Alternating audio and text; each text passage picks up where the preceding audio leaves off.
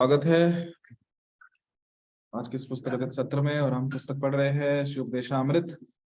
श्लोक क्रमांक पहला हमने शुरू किया था और ठीक है, मैं यहाँ पे शेयर करता हूँ। तब तक आप बताओ कौन से पेज पे हम पढ़ रहे थे, जिन भक्तों को पता है।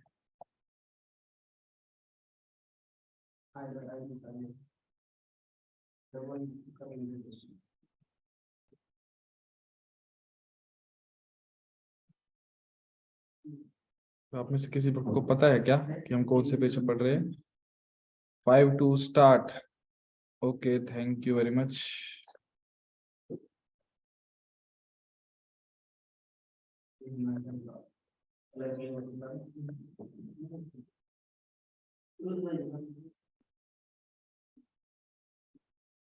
तो सर्वविधि हमने देखी थी,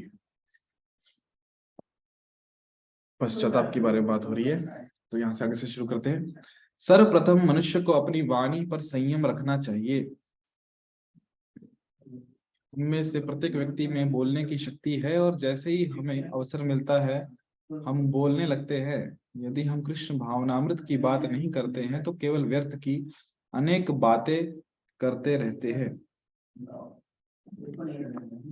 एक मिनट, मेरे पास भगवद गीता है, इसमें से भी हम देखेंगे। सर्वप्रथम मनुष्य को अपनी वाणी पर संयम रखना चाहिए। हमें से प्रत्येक व्यक्ति में बोलने की शक्ति होती है और जैसे ही हमें अवसर मिलता है हम बोलने लगते हैं। यदि हम कृष्ण भावनामृत की बात नहीं करते हैं तो केवल व्यर्थ की अनेक बातें करते रहते हैं। जिस तरह मेंढक खेत में टर्राता है, उसी तरह कोई भी व्यक्ति जिसके पास जीव है वो बोलना चाहता है, भले ही उसे जो कहना है वो मूर्खतापूर्ण क्यों ना हो। लेकिन मेंढक की टर टर सर्प को आमंत्रित करती है, यहाँ आओ और मुझे खाओ। यदि आपको याद होगा तो हमने शुरुआत कहाँ से की थी? श्लोक क्रमांक पहला, वाचो वेगम। वाचो में मतलब वाचा, वाणी, वेग। वेग का अर्थ आप समझते हैं? वेग का मतलब क्या होता है? आप में से जो भी भक्त यहाँ उपस्थित है, किसी को पता है कि वेग का अर्थ क्या होता है? इसको इंग्लिश में कहते हैं अर्ज। यहाँ पे हर चीज को वेग कहा गया है। वाचा का वेग है, मन का वेग है, क्रोध का वेग है, जीवा का वेग है, उदर का वेग है, उपस्थ का वेग है। ये वेग शब्द कोई क्या बताना चाहेगा कि वेग शब्द क्या होता है? दो ऑप्शन है, या तो आप अपना माइक ऑन करके बोल सकते हैं या फिर आप चैट सेक्शन में बता सकते हैं, दोनों तरह कहीं से बता सकते हैं। श्रद्धा माता जी कह रहे पिच ऑफ वॉइस। ठीक है, तो पिच ऑफ वॉइस होगी, बाकियों का पिच कैसे, मतलब वेग का क्या अर्थ होता है? तब तक मैं एक श्लोक निकालता हूँ जो मुझे डिस्कस करना है आज।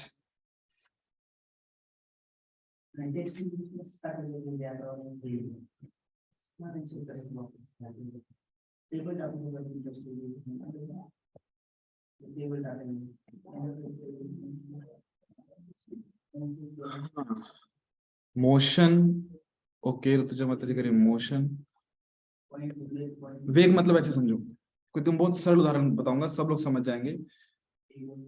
वेग मतलब जिसे हम फोर्स, यस। सीमा माता जी कह रहे I desire to speak. Radha माता जी, राधा कृति माता जी, फोर्स, यस, बहुत बढ़िया। फोर्स हम कह सकते हैं। वेग, यह शब्द काफी बार हमने यूज किया। वेग मतलब फोर्स, एक बहुत ही प्रबल फोर्स, इतना शक्तिशाली फोर्स है कि हम उसे कंट्रोल ही नहीं कर पाते।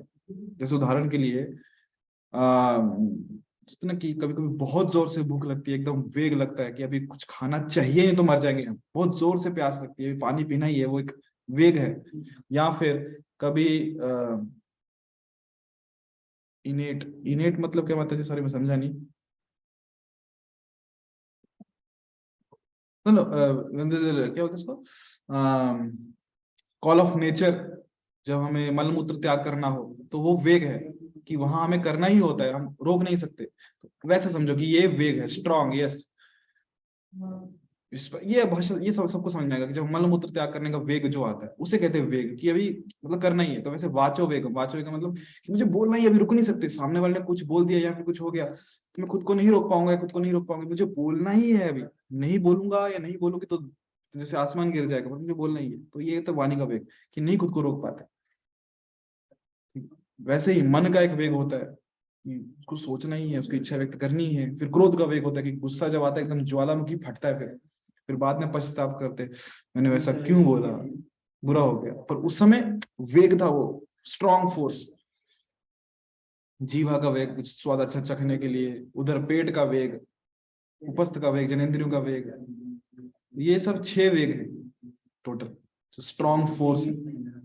और जिस व्यक्ति ने इन 6 फोर्स को, 6 स्ट्रॉन्ग जो फोर्स है, इनको कंट्रोल कर लिया, इनको नियंत्रित कर लिया, तो वो पूरे विश्व में शिष्य स्वीकार करने योग्य है, मतलब गुरु बनने योग्य है, ऐसा कहा गया है। अभी यहाँ पे जो चर्चा हो रही है वो हो रही है किसकी? मनुष्य को अपनी वाणी पर संयम रखना चाहिए, शुरुआत यहीं से हुई, वाचो वेग। अच्छा, एक और चीज यदि हम नोटिस करेंगे, अच्छा आगे आएगा, भक्ति सिद्धांत सरस्वती ठाकुर बताएंगे। हो गया, हाँ ये रहा। सिंह जी पूछ रहे हैं, are they inborn? Yes, they are inborn because of our you can say conditional nature, क्योंकि जो हमारी बद्धावस्था है ना, इस कारण से वो हमें अभी है, otherwise they are in constitutional nature, they are not present. मतलब ये कि अभी हम क्योंकि बद्धावस्था में है, हम भौतिक जगत में हैं, हम 3 गुणों के प्रभाव में हैं, और क्योंकि हमारे पास पूर्व जन्मों के संस्कार हैं, इसलिए ये हमारे अंदर अभी हैं। यदि हम शुद्ध अवस्था में होंगे तो ये हमें नहीं रहेंगे। तो ये जितने 6 वेग हैं, यदि आप देखो तो शुरुआत कहाँ से हो रही है? वाचा, जीव, और ये सब एक लाइन में। हमने अपनी वाचा को कंट्रोल कर लिया तो बाकी सब जो वेग हैं वो क्या होंगे? तो धीरे धीरे अपने आप उनको नियंत्रण करना आसान हो जाएगा। पहली चीज, जीव। जीभ से हम 2 कार्य करते हैं, एक क्या होता है बोलना, और दूसरा स्वाद, खाना। तो ये जीभ को हमने कंट्रोल कर लिया तो बाकी चीजें बहुत आसानी से कंट्रोल जाती है, मेन जीभ पे हम अटक जाते हैं। इसलिए वाचा, बोलना, उसको कंट्रोल में रहना चाहिए। बहुत बार ऐसा होता है कि व्यक्ति, हम लोग आपस में मिलते हैं, जुलते हैं और बहुत बातें करते, घंटों घंटों बातें करते, जीवा नियंत्रण में नहीं है। इसके बारे में कुछ बोलेंगे, उसके बारे में बोलेंगे, और सब बोलने के बाद लास्ट में क्या बोलते हैं? छोड़ो ना, अपने को क्या करना है उनसे। तो लास्ट में यही बोलना था कि छोड़ो, अपने को क्या करना है, तो 2 घंटे क्यों वेस्ट किए, 2 घंटे क्यों बात की उस बारे में, उस टॉपिक कुछ करना ही नहीं था। तो ये वाणी का वेग। तो सर्वप्रथम मनुष्य को अपनी वाणी पर संयम रखना चाहिए। ये शक्ति सबके पास है कि बोलने की, और जैसे ही अवसर मिलता है हम बोलने लगते हैं। यदि हम कृष्ण भावनामृत की बात नहीं करते हैं तो केवल व्यर्थ की अनेक बातें करते रहते हैं। एक और चीज, जब यहाँ बात हो रही है, किसकी बात हो रही है? कि नियंत्रण करने की बात हो रही है। कहा गया है कि अपने वेगों को सहन कर सकता है वह व्यक्ति पूरे संसार में शिष्य बनाने के लिए योग्य है। तो इसका यदि हम एक और पर्सपेक्टिव देखें, पर्सपेक्टिव इन द सेंस, एक और दृष्टिकोण से इसे देखें, समझने का प्रयास करें कि क्या हम कंट्रोल कर पाएंगे। देखा जाए तो भोक्तारम यज्ञ तपसाम सर्वलोक महेश्वरम, कौन है वो? कृष्ण। तो जो सही में वास्तविक जो नियंत्रण है करने वाले हैं, जो ईश्वर हैं, ईश्वर मतलब जो कंट्रोल करता है, जो ईश्वर है वो कौन है? परम ईश्वर कृष्ण है। वास्तव में सही मायने देखा जाए तो कृष्ण ही कंट्रोलर है। तो हम क्या कंट्रोल करेंगे इन चीजों को? गीता में भगवान कहते हैं, क्या है वो श्लोक? भूमि रापो जलो वायु मन बुद्धिर, क्या वो भूमि, किसी को याद है क्या वो? बुद्धि रापो अनलो वायु खम मनो बुद्धिर एवच भिन्ना प्रकृति अष्टधा। मुझे बीच का लाइन नहीं याद आ रहा, पर कहने का तात्पर्य है कि भगवान कह रहे हैं ये मेरी शक्ति है, माई सेपरेटेड एनर्जीज, भिन्ना प्रकृति अष्टधा। तो भगवान की शक्ति है मन, खम मन बुद्धि रे, मन भी क्या है? भगवान की शक्ति है। भूमि रापो नलो वायु, धरती अग्नि जल वायु आकाश, सब भगवान की शक्ति है।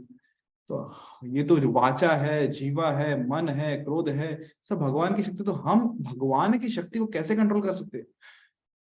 बहुत बार हम प्रयास करते हैं मन को नियंत्रण करने का, इंद्रियों को नियंत्रण करने का, और अंत निष्कर्ष क्या आता है? वी फेल, हम असफल हो जाते हैं। और जब असफल हो जाते हैं तो फिर डिप्रेशन में जाते हैं, हमसे नहीं हो पाएगा। कहाँ हम मन को नियंत्रण नहीं कर पा रहे, जीवा को नियंत्रण नहीं कर पा रहे, इंद्रियों को नियंत्रण नहीं कर पा रहे, कहाँ भक्ति करेंगे?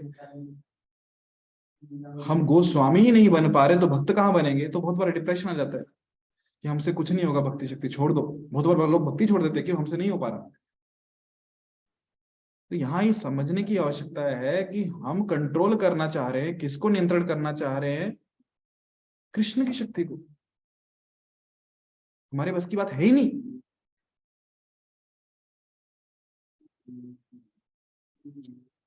क्योंकि हम ईश्वर हैं ही नहीं। हम कौन है? हम दास हैं। इसीलिए बुद्धिमान व्यक्ति जो है वो इंद्रियों को, मन को नियंत्रण करने का प्रयास नहीं करता, वो उन्हें कृष्ण में लगाने का प्रयास करता। Anyways we are going to speak, हम बोलने ही वाले हैं कुछ ना कुछ। जब बोलने ही वाले हैं तो नियंत्रण का क्यों, उसको रोकने का क्यों प्रयास करें? उसको बस बोलना ही है ना, तो कृष्ण के बारे में बोलिए, कृष्ण के गुणगान गाइए, कृष्ण का नाम उच्चारण कीजिए, हो गया काम आसान। जब कहा जा रहा है कि वाणी को नियंत्रण कीजिए, अर्थात वाणी को भौतिक चीजों के बारे में, भौतिक चीजों में मत लगाइए।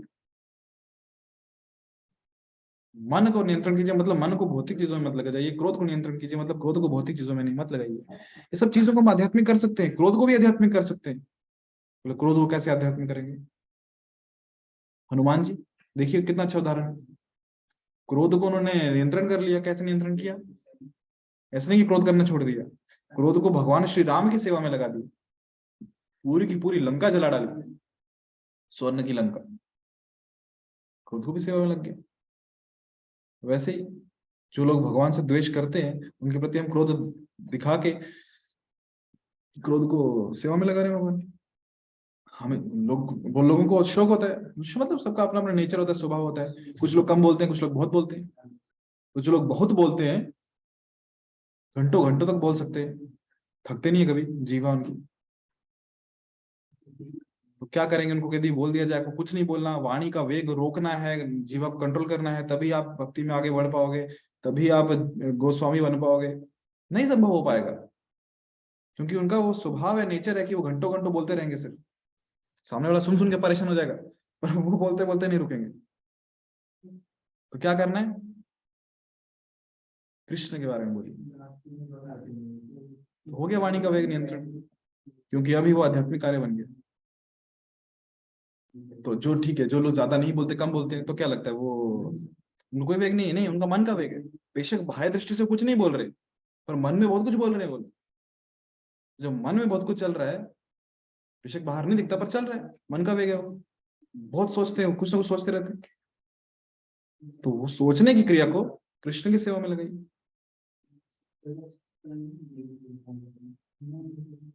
स्मरण कीजिए कृष्ण। स्वाद का है, जीवा का वेग, कुछ ना अच्छा खाने की इच्छा है, आज यही न्यू रेसिपी देखी यूट्यूब पे, इसको ट्राई करेंगे। आज इंस्टाग्राम पे ये न्यू रेसिपी देखी, इसको ट्राई करेंगे। कुछ मीठा, कुछ खट्टा, कुछ नमकीन, कुछ ना कुछ खाना है आज इस रेस्टोरेंट उस रेस्टोरेंट। और एकदम से बोल दिया जीवा को कंट्रोल, काल से कुछ नहीं, सिंपल प्लेन खिचड़ी, वो भी बिना मिर्ची के, कोई मसाला नहीं, सिर्फ उबली हुई। वो अपनी माला दे देंगे, भैया आपकी माला आपके पास रखो, हमको नहीं करनी भक्ति। क्या कीजिए, जो भी बना रहे हो अच्छे से बनाइए, भगवान को भोग लगाइए, प्रसाद खाइए। वैसे उदर और उपस्थ का है, पेट को कितना खिला रहे हैं से बताया गया कि नियंत्रण कीजिए। श्रील प्रभुपाद जी जब 1966 में इस्कॉन की स्थापना की और 66, तो उस समय की बात है। श्रील प्रभुपाद जी जब यहाँ थे 26 सेकेंड एवेन्यू में जो स्टोर फ्रंट लिया था, तो वहां पे जो भी लोग आते थे, वहां संडे फीस्ट होता था, और अपने शिष्य प्रभुपाद जी के जो शिष्य थे तो सबको बांटते थे इन द सेंस सबको भोजन प्रसाद खिलाते थे। और वहां के लोगों को भोजन मतलब क्या, केवल ब्रेड हो गया, उसमें नमक लगाया, उसको गर्म किया, खा लिया। शायद शायद थोड़ा थोड़ा ककड़ी ले ली, यहाँ से ब्रेड खाते थे तो ककड़ी खाते थे, तो नमक लगा के बस। जब प्रभुपाद जी वहां पे लेके गए इतनी मस्त अच्छे, सॉरी अच्छे अच्छे व्यंजन, खिचड़ी, सब्जी, दाल, चावल, भारत के जो मसाले जो भी वहां मिलते थे, इतना अच्छा भोजन बनाया, स्वीट, दाल, सब्जी, रोटी, चपाती, खूब खिलाते थे। जो सेवक होते थे श्रील प्रभुपाद जी के शिष्य, वो सबको बांटते थे, तो सबका हो गया तो वेट करते थे कब सबका हो जाएगा और कब हमें खाने को मिलेगा। और जब सबका हो जाता था फिर जब खाने बैठते थे इतना खाते थे, इतना खाते थे, एकदम भर भर के खाते, पूरा एकदम गले तक भर के। प्रभुपाद जी और खिलाते थे, और खाओ और खाओ। भक्त लोग एकदम, नहीं प्रभुपाद बस अभी और नहीं, नहीं फिर भी और खाओ, शर्मा मत। खूब खिलाते थे।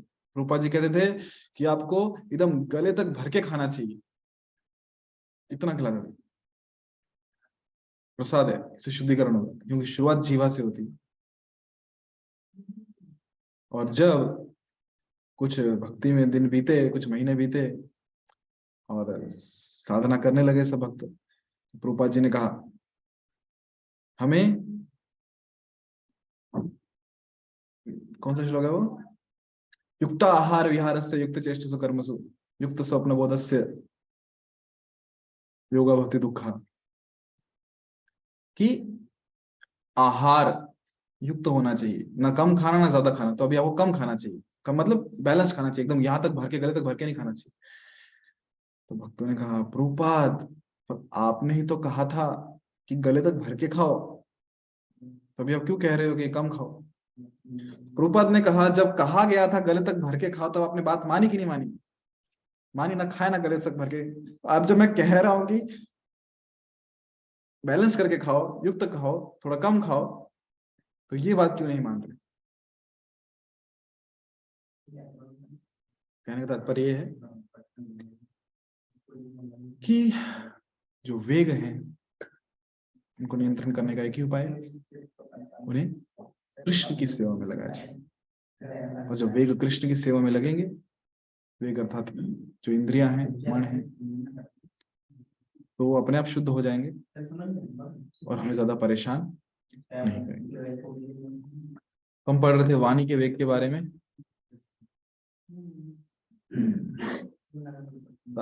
श्रील प्रभुपाद तात्पर्य में कह रहे हैं कि यदि हम कृष्ण भावनामृत की बात नहीं करते तो केवल व्यर्थ की अनेक बातें करते रहते हैं। उदाहरण मेंढक का दे रहे हैं। मेंढक कैसे टर टर टर टर करते रहता है, जीभ है तो बोलते रहता है, तो क्या उसका हेतु क्या है मेंढक का बोलने? कुछ लाभ तो होता नहीं है उससे। इनफैक्ट मेंढक टर टर करने से क्या करता है, एक ऐसे समझ सकते हैं कि वो एक सांप को, सर्प को न्योता भेज रहा है, आमंत्रण कर रहा है कि मैं यहाँ हूँ सर्प देव, आइए मुझे खाइए, अपना भोजन स्वीकार कीजिए। क्योंकि सांप मेंढक ही ढूंढ रहा था खाने की। ऐसे तो नहीं मेंढक शांत बैठा नहीं, वो टर टर करते रहता है, जोर जोर से चिल्लाता है, गला फाड़ फाड़ के। कभी देखना जब चिल्लाता है वो। तो भौतिकवादी पुरुषों एवं मायावादी दार्शनिकों के बोलने की तुलना मेंढकों की टर्राहट से की जा सकती है। ये सदैव व्यर्थ की बातें करते रहते हैं और अपने को पकड़ाने के लिए मृत्यु को आमंत्रित करते रहते हैं। लेकिन वाणी के संयम का अर्थ अपने पर थोपी गई चुप्पी, मौन की बाह्य क्रिया नहीं होता, जैसा कि मायावादी दार्शनिक सोचते हैं। ऐसा मौन कुछ समय तक सहायक प्रतीत हो सकता है, लेकिन अंततः वह विफल हो जाता है। वाणी की कहा गया, वाणी का नियंत्रण मतलब कुछ नहीं बोले, मौन व्रत धारण करें। पर बाह्य रूप से चुप्पी से तो थोड़ी है कि हम मौन हो गए, मन में कितने विचार चल रहे हैं, तो मौन कहाँ हो गया? जैसे उदाहरण के लिए परम पूज्य राधानाथ स्वामी महाराज, उनकी पुस्तक जर्नी होम अनोखा सफर में लिखते हैं कि महाराज हिमालय में गए थे और वहां पे एक साधु था जो पिछले लगभग 35 साल से 30-35 साल से कुछ नहीं बोला था, मौनी बाबा थे। पर जब भी किसी को डांटना होता था तो क्या करते थे, उनके पास एक बोर्ड था, एक चौक था, उस पे लिखते थे और सामने बोलते थे पढ़ो। क्या, कहाँ मौन है ये? मन में तो इतने विचार चल रहे हैं, गुस्सा भी आ रहा है और प्रकट कैसे कर रहे हैं, लिख के। सामने गाली भी कैसे दे रहे हैं, लिख के। तो इससे अच्छा है कि वो चुप्पी तोड़ो और मौन तोड़ो और बोलो। ये इस मौन, ऐसे तथाकथित मौन का कोई लाभ नहीं कि मन में एकदम विचारों का बाढ़ आ रहा है, क्रोध आ रहा है और हम मुंह से कुछ नहीं बोल रहे। श्री रूप गोस्वामी जिस संयमित वाणी की बात करते हैं उसका अर्थ कृष्ण कथा की सकारात्मक विधि का समर्थन है, अर्थात बोलने की प्रक्रिया को परम भगवान श्री कृष्ण के गुणगान में लगाना। भगवान ने एक अवसर दिया है, सुविधा दी है, इसलिए उनका गुणगान करने के लिए, उनकी सेवा करने के लिए। और उस अवसर को, उस सुविधा को यदि हम उपयोग नहीं करें तो क्या कहेंगे, हम कृपण कहेंगे, ब्राह्मण नहीं कहेंगे, कंजूस कहेंगे कि सुविधा उपलब्ध है और उसका उपयोग नहीं कर। इस प्रकार जीव भगवान के नाम, रूप, गुण तथा लीलाओं की महिमा का गान कर सकती है। कृष्ण कथा का उपदेशक सदैव मृत्यु के चंगुल से दूर रहता है। वाणी के वेग को संयमित करने का की यही महत्ता है। तो कितना अच्छा कहा गया, कृष्ण कथा का उपदेशक सदैव मृत्यु के चंगुल से दूर रहता है। यदि आपको भी मृत्यु के चंगुल से दूर रहना है तो बहुत अच्छा अवसर है, कृष्ण कथा के उपदेशक बन जाइए। जा रहे देखो तारे कहो कृष्ण उपदेश, जहां कोई दिखे कृष्ण उपदेश शुरू करो। तो कृष्ण उपदेश करने क्या करना पड़ेगा, उसके पहले श्रवण करना पड़ेगा, कृष्ण के बारे में सुनना पड़ेगा। जो कृष्ण कथा करेंगे निरंतर, तो वाणी के वेग से संयमित, अपने आप वाणी का वेग संयमित हो जाएगा और हम कुछ अनाप शनाप नहीं बोलेंगे। तो ये हो गया वाणी का वेग। अभी आगे बढ़ते हैं मनोवेग की तरफ। मन का वेग, तो मनोवेग या मन की अधीरता तभी वश में हो जाती है जब कोई अपने मन को कृष्ण के चरण कमलों में स्थिर कर देता है। आर्टिफिशियल रूप से एक जगह बैठ के, जैसे वो क्या, एक दिन में व्यक्ति के मन में कितने विचार आते हैं, 70,000 विचार आते हैं। कैसे नियंत्रण करेंगे? सिर्फ खाली जगह बैठ के ओम शांति शांति शांति, नहीं पॉसिबल। सिंपल है, मन को कृष्ण के चरण कमलों में लगा। चेतन चरितमृत में मध्य लीला अध्याय 22 श्लोक क्रमांक 31 में कहा गया है, कृष्ण सूर्य सम माया है अंधकार, जहाँ कृष्ण ताहाँ नहीं माया र अधिकार।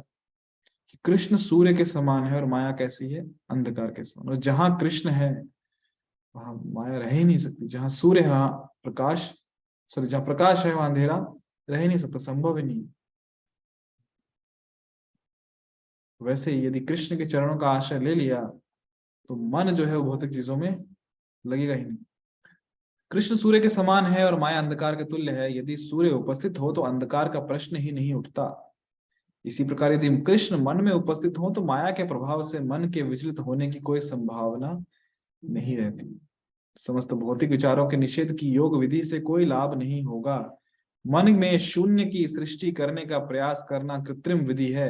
ये शून्य टिक नहीं सकता। किंतु यदि कोई सदैव कृष्ण का तथा उनकी श्रेष्ठतम सेवा करने का चिंतन करता है तो उसके मन सहज ही वश में हो जाएगा। बहुत अच्छा उदाहरण शिल प्रभुपाद जी यहाँ दे रहे हैं। क्यों कह रहे हैं, एक तो ये कहा कि जब कृष्ण मन में उपस्थित है तो माया के वहां रहने की कोई चांस ही नहीं बनता। और दूसरा जो उदाहरण दे रहे हैं कि मन में शून्य की सृष्टि करने का प्रयास करना कृत्रिम विधि है। कृत्रिम मतलब आर्टिफिशियली, कि मन में हम कुछ नहीं सोचे।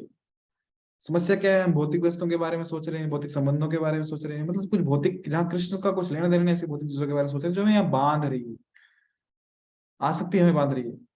तो क्या करें, उन जो हमारी भौतिक इच्छाएं हैं उनके बारे में ना ध्यान दें, उनको मत सोचे, भौतिक वस्तुओं का चिंतन ना करें, भौतिक संबंधों का चिंतन ना करें, ऐसा कहा गया है। पर एक कृत्रिम विधि है। क्यों? जब उनका चिंतन नहीं करेंगे तो करेंगे क्या? करने को तो कुछ होना चाहिए ना। आत्मा का स्वभाव है कि वो हमेशा सक्रिय है। एक गिलास में आधा पानी से भरा है गिलास, तो क्या हम ऐसा कर सकते हैं कि गिलास खाली हो हमेशा? संभव ही नहीं है। यदि वो आधा गिलास पानी फेंक दिया तो उसमें पूरा हवा आ जाएगा। तो या तो गिलास में हवा रहेगा या पानी रहेगा, खाली हो कभी भी नहीं रहेगा। हाँ, हम बोले उसको वैक्यूम क्रिएट करेंगे, तो वैक्यूम वो आर्टिफिशियली क्रिएट कर रहे हैं, वो उसकी नेचुरल स्टेट नहीं है, स्वाभाविक स्थिति नहीं है। यदि हम वो वैक्यूम सिस्टम निकाल दिया तो अपने आप उसमें हवा या पानी कुछ तो घुस जाएगा। तो वैसे ही मन का स्वभाव नहीं है कि विचार शून्य रहना, कुछ ना कुछ विचार करना ही पड़ेगा उसे। इसलिए उसे हमेशा मन को क्या क्या करें, उससे कृष्ण की सेवा में लगाएं, कृष्ण के चिंतन में लगाएं। और कृष्ण का चिंतन हम कैसे कर पाएंगे? जब हम कृष्ण के बारे में सुनेंगे, कृष्ण के बारे में पढ़ेंगे, तभी चिंतन कर पाएंगे ना।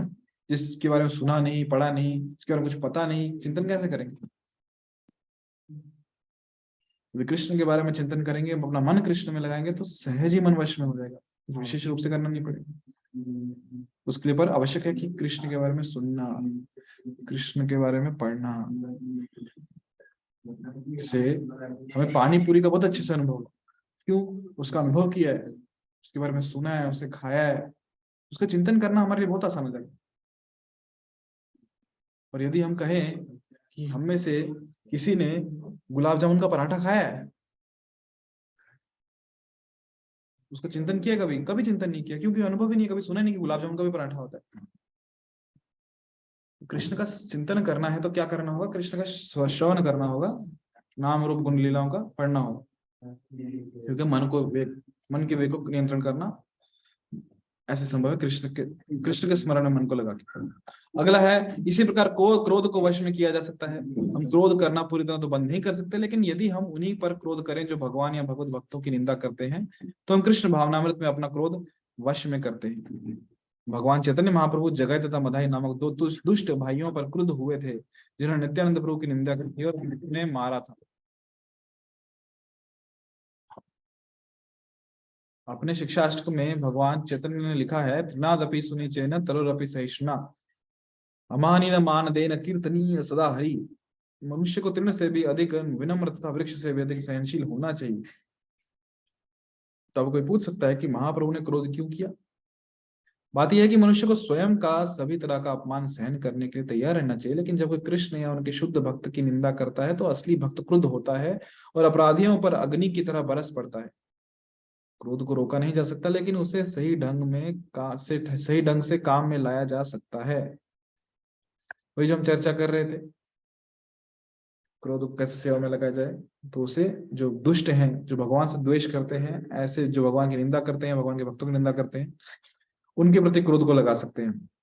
जैसे चैतन्य महाप्रभु स्वयं जो हमेशा शिक्षा देते हैं कि तृणादपि सुनीचर, हमें तृण घास के तिनके से भी अधिक नम्र होना चाहिए, वृक्ष के समान सहिष्णु होना चाहिए, स्वयं को मान की अपेक्षा नहीं रखनी चाहिए, दूसरों को मान देना चाहिए।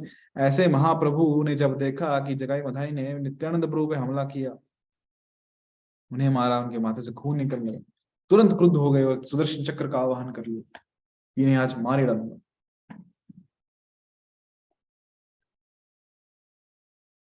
तो ये असली भक्त के लक्षण है, क्रुद्ध होता है ऐसे अपराधियों को के ऊपर अग्नि की तरह बरस पड़ता है। हनुमान जी का भी उदाहरण, इन्होंने क्रोधवश ही लंका में आग लगा दी थी, फिर भी वे भगवान रामचंद्र के सबसे बड़े भक्त के रूप में पूजे जाते हैं। ऐसा नहीं कहते कि हनुमान जी ने क्रोध किया था, नहीं, उनकी इंद्रियां वश में नहीं है, उनकी पूजा नहीं करेंगे। राम जी की सेवा में किया, पूजनीय है वो, क्रोध को भी भगवान की सेवा में लगाया। इसका अर्थ यह है कि उन्होंने अपने क्रोध का सही उपयोग किया। क्रोध ही क्यों, हम हर चीज को भगवान की सेवा में लगा सकते हैं, और देखा कि भक्तों ने लगाया है। काम है, क्रोध है, लोभ है, ईर्ष्या, द्वेष, मद मात्सर्य, सब कुछ भगवान की सेवा में लगता है। अर्जुन इसके दूसरे उदाहरण है, वे युद्ध नहीं करना चाहते, लेकिन कृष्ण ने उनके क्रोध को यह कहकर उकसाया, तुम्हें युद्ध करना होगा, क्योंकि बिना क्रोध के युद्ध करना संभव ही नहीं। लेकिन जब क्रोध का उपयोग भगवान की सेवा में किया जाता है, तब वह वश में हो जाता है। जहां तक जीव के वेग का प्रश्न है, हम सभी अनुभव करते हैं, ठीक है, ये क्रोध हो गया। अभी बात करते हैं जीव का वेग, मतलब स्वाद लेने वाला। जहां तक जीव के वेग का प्रश्न है, हम सभी अनुभव करते हैं कि जीव सदा स्वादिष्ट व्यंजन चखना चाहती है। सामान्यतः हमें जीव को उसका इच्छित भोजन नहीं करने देना चाहिए, लेकिन प्रसाद प्रदान करके उसे वश में करना चाहिए। भक्त का भाव तो ये होता है कि वह तभी खाएगा जब कृष्ण उसे प्रसाद देंगे। जीव के वेग को वश में करने का यही उपाय है। मनुष्य को चाहिए कि नियत समय पर प्रसाद ग्रहण करे। नियत समय पर मतलब शेड्यूल टाइम, ब्रेकफास्ट जो भी टाइम रहेगा आपका, 8 बजे, लंच 2 बजे, डिनर 7-8 बजे, मैं ऐसे समय बोल रहा हूँ जो आपका समय रहेगा, तो उसी समय पे भोजन करना है। ऐसा नहीं कि बीच में कुछ मन किया खा लिया, चिप्स खा लिए, कुरकुरे खा लिए, चटर पटर जो भी आया चालू है, वो जैसे गाय बकरी की तरह जब मन के चरते रहे चरते रहे चरते रहे।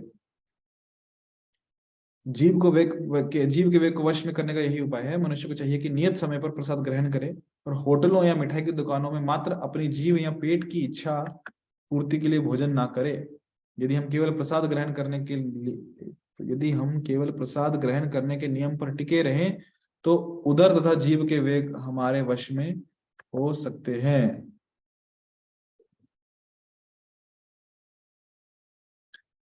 हरे कृष्ण। तो भक्त अपना अनुभव व्यक्त कर रहे हैं पटर पटर के बारे में।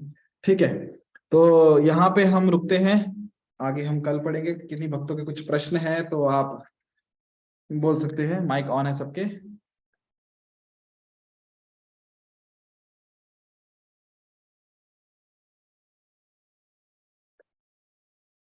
ओके, सॉरी, माइक अभी ऑन किया हूँ। यस, किन्हीं वक्त कुछ प्रश्न है तो आप प्रश्न पूछ सकते हैं, या कुछ अनुभव है तो शेयर कर सकते हैं।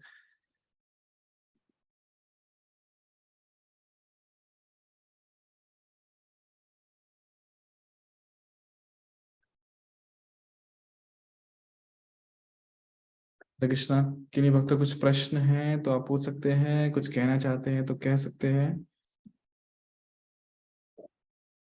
नहीं तो फिर आगे बढ़ते हैं। यस माता जी। हरे कृष्ण माता जी, दंडवत प्रणाम। वाणी का वेग हो या इंद्रिय ज्योति है, तो वो शायद हम प्रयास करके कंट्रोल कर सकते हैं, लेकिन मन के वेग का अगर बोला जाए तो उसे तो वायु से भी तेज कहा गया है, जी। उसे कैसे कंट्रोल करें? बराबर है। अर्जुन कहते हैं कि जो ये वायु के वेग को कंट्रोल कर सकता, मन के वेग को कंट्रोल नहीं कर सकता, तो वही जो हम शुरुआत में देख रहे थे कि कंट्रोल हम कर ही नहीं सकते। हम नियंत्रण करना हमारी शक्ति नहीं है, हमारे में क्षमता ही नहीं है, हम क्या नियंत्रण करेंगे। हम तो मन और इंद्रिय छोड़ो, हमारे शरीर के वेगों को भी नियंत्रण नहीं कर सकते। जब भूख लगती है तो वो हमसे नियंत्रण नहीं होता, जब मलमूत्र त्यागना वो हमसे नियंत्रण नहीं होता, जब नींद आती है वो हमसे नियंत्रण नहीं होता, लोग हमसे नियंत्रण नहीं होते, हम कंट्रोलर है ही नहीं। तो इसलिए प्रभुपाद जी बहुत अच्छा उपाय बता रहे हैं कि मन को कृष्ण के सेवा में लगा दो, मन को कृष्ण के चरण कमलों में लगा दो, तो नियंत्रण करने की जरूरत ही नहीं है। मन को हमेशा कृष्ण के स्मरण में लगाओ, तो कहाँ फिर ऑप्शन आएगा कि मुझे नियंत्रण करना है उसको। जैसे एक बार भक्त शिल प्रभुपाद जी को पूछ रहे थे, शिल प्रभुपाद जब नाम जब करते हैं तो मन बहुत इधर उधर भागता है, तो मन को नियंत्रण कैसे करें, मन को कंट्रोल कैसे करें। प्रभुपाद ने बहुत सरल उत्तर दिया। प्रभुपाद बोले, ये मन कहाँ से आता है बीच में, हमको करना क्या है, बोलना है और सुनना है, हरिनाम मुंह से बोलना है, कान से सुनना है, मन कहाँ से आया बीच में। मन ये सोच रहा है, मन वो सोच रहा है, बोलना है और सुनना है। तो पॉइंट यही है कि मन को क्या करना है, कृष्ण के चरण कमलों में लगा देना है। जब मन सेवा में लग जाएगा तो मन नियंत्रण हो जाएगा। नियंत्रण हो जाएगा मतलब दूसरी जगह नहीं लगेगा। मन नियंत्रण नहीं है मतलब क्या, मन दूसरी जगह के में लगा है, मन दूसरी चीजों के बारे में सोच रहा है, इधर उधर भाग रहा है, यही है ना मन नियंत्रित नहीं है। और जब मन लग गया कृष्ण की सेवा में तो फिर पूरा उसमें एब्जॉर्ब हो गया। हाँ, जो आप कह रहे हो कि मन नियंत्रण नहीं रहता, इधर सोचते हैं, नाम जपने में भी हम ये सोचते हैं, कहीं ना कहीं चलते रहता है।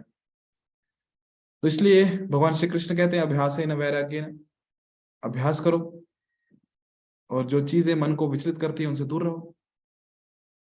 तो मन को कृष्ण की सेवा में लगाने का प्रयास करो, वो अभ्यास करो। मन हमेशा कृष्ण के चरण कमलों में लगे रहे, उनके नाम रूप गुण लीलाओं के बारे का स्मरण करते रहे, और ऐसी संग करो जहाँ पे वो चर्चा हो रही है, तो उस एनवायरमेंट में रहो, उस वातावरण में रहो, मन नियंत्रित हो जाएगा। और उस वातावरण से दूर रहो जो मन को विचलित करती है। अभ्यास भक्तों के संग में, वैराग्य अभक्तों से, मन नियंत्रित करना आसान हो जाएगा, क्योंकि मन हमेशा कृष्ण के स्मरण में है, कृष्ण के चरण कमलों में। जी माता हरे जी। कृष्ण प्रभु जी। हरे कृष्ण हरे माता जी। कृष्ण प्रभु जी। प्रभु जी, बहुत सारे प्रोफेशंस ऐसे हैं जिसके अंदर वाणी का वेग मस्ट है। आई मीन उनका काम ही नहीं चलता इसके बिना, तो क्या वो उनका वेग जस्टिफाई है? हाँ, अभी जैसे कोई आप बोलो एंकर है, न्यूज रिपोर्टर है, या फिर जी। कोई पॉलिटिशियन है, तो उनको तो मस्ट है, वो बिना बोलेंगे नहीं तो क्या करेंगे वो, उनका वो प्रोफेशन है। पर पर पर वो उनका प्रोफेशन है, उनको वहां काम करना है। पर इसका मतलब ये नहीं कि उनका प्रोफेशन उनको भौतिक जगत से बाहर लेके जाने वाला है। प्रोफेशन एक चीज है, वो वहां पे जरूरी है, पर जब वो जॉब कर रहे हैं then it's okay. But job करने के अलावा क्या कर रहे हो, उसके बाद भी तो समय है ना। 8 घंटा जॉब किया, काम किया, ठीक है, पर बाकी समय क्या कर रहे हैं। बाकी समय भी वो वही काम कर रहे हैं या वो कृष्ण कथा कर रहे हैं, क्योंकि जब तक वो कृष्ण कथा नहीं करेंगे तब तक तो भौतिक जगत में ही रहने वाले हैं वो। और जो लोग ज्यादा बोलते नहीं है, ठीक है, सबका प्रोफेशन नहीं होता कि उनको बोलना ही है। कुछ लोग प्रोफेशन ऐसे भी होते हैं जहाँ उनको चुप रहना है। जैसे अगर कोई क्लर्क है या फिर कोई आईटी सेक्टर में है, उनको बोलने की जरूरत नहीं, उनको बैठ के सिर्फ टाइप करना है, या कुछ कोडिंग करनी है, या फिर कोई पेंटर है उसको पेंटिंग करनी है, ड्राइंग बनानी है, तो वहाँ बोलने की आवश्यकता नहीं है। ठीक है, वहां पे उनका वाणी का वेग नहीं है, पर उनका मन का तो वेग है, मन में कितना कुछ सोच रहे हैं वो तो, है ना। और जब हम जहाँ पे जिस प्रोफेशन में हम बोल भी रहे हैं, तो हम ये भी देख सकते हैं कि उस प्रोफेशन में भी हम उसको कैसे कृष्ण से कनेक्ट कर सके।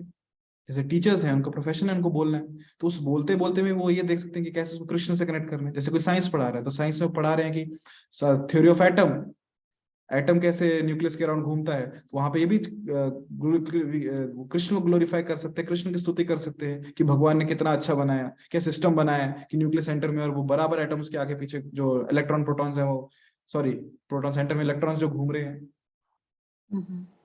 सो हर जगह अपॉर्चुनिटी है कि हम कृष्ण गुणगान कर सके। पर कृष्ण के अलावा अगर कुछ भी बोल रहे हैं तो उसका अल्टीमेटली कुछ बेनिफिट नहीं है, वो हमको भौतिक जगत में ही रखने वाला है। हाँ, पैसा कमाने में मदद कर रहा है, और फिर हमको वो अलग इशू विषय आ जाता है कि उस कर्म को, कि फल को कैसे भगवान को समर्पण कर रहे हैं। पर बात यहाँ पे आ रही है कि प्रोफेशन छोड़ दीजिए, उसके बाद भी हम क्या कर रहे हैं, बाकी समय हम थोड़ी 24 घंटे प्रोफेशन में लगे हुए हैं, जी। बाकी जो समय है उसमें हम क्या कर रहे Basically, you just have to change the direction of your thoughts. हैं। Yes, Okay. We have to change the engagement from negative engagement to positive engagement. Thank you, Prabhuji. Hare कार्य वही Krishna. करना है, बस किसके लिए कर रहे हैं, उसका उद्देश्य क्या है वो समझना है। जी। भोजन बाहर के लोग भी कर रहे हैं, कर्मी लोग भी कर रहे हैं, भक्त भी कर रहे हैं, बट वो पाप खा रहे हैं और हम लोग प्रसाद खा रहे हैं। जी। Thank you, Prabhuji. Hare Hare Krishna. Krishna.